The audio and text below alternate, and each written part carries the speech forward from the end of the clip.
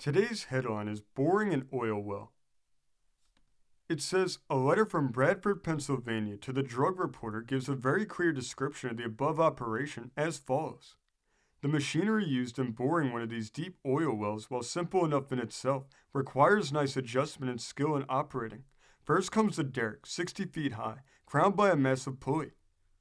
The derrick is the most essential part of the mechanism, and its shape and height are needed in handling the long rods, piping, casting, and other fittings which had to be inserted perpendicularly. The bore or drill used is not much different from the ordinary hand arm or the stone cutters, and the blade is exactly the same, but is a massive size, 3 or 4 inches across, about 4 feet long, and weighing 100 or 200 pounds. A long solid rod, some 30 feet long, 3 inches in diameter, and called a stem, is screwed on the drill. This stem weighs almost a ton, and its weight is the hammer relied on for driving the drill through dirt and rock. Next come the jars, 2 long loose links of hardened iron playing along each other about a foot. The object of jars is to raise the drill with a shock so as to detach it when so tightly fixed that a steady pull would break the machinery. The upper part of the 2 jars is solidly welded to another long iron rod called a sinker bar, to the upper end of which in turn is attached the rope leading up to the derrick pulley, and thence to a stationary steam engine. In boring, the stem and drill are raised with a shock by the jars, and the operation repeated. If I may hazard a further illustration of the internal boring machinery of the well, let the reader link loosely together the thumbs and forefingers of his 2 hands, then bring his forearms into a straight line.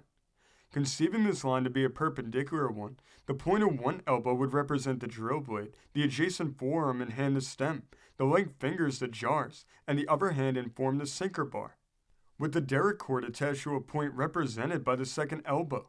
By remembering the immense and concentrated weight of the upright drill and stem, the tremendous force of even a short fall may be conceived.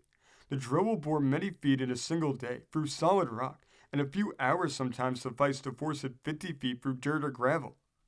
When the debris accumulates too thickly around the drill, the latter is drawn up rapidly.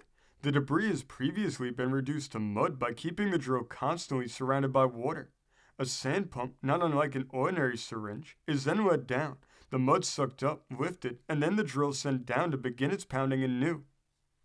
Great deftness and experience are needed to work the drill without breaking the jars or connected machinery, and in case of accident there are grapples, hooks, knives, and other devices without number to be used in recovering lost drills, cutting the rope, and other emergencies, the briefest explanation of which would exceed the limits of this letter. The exciting moment in boring a well is when a drill is penetrating the upper covering of sand rock which overlies the oil. The force with which the compressed gas and petroleum rushes upward almost surpasses belief.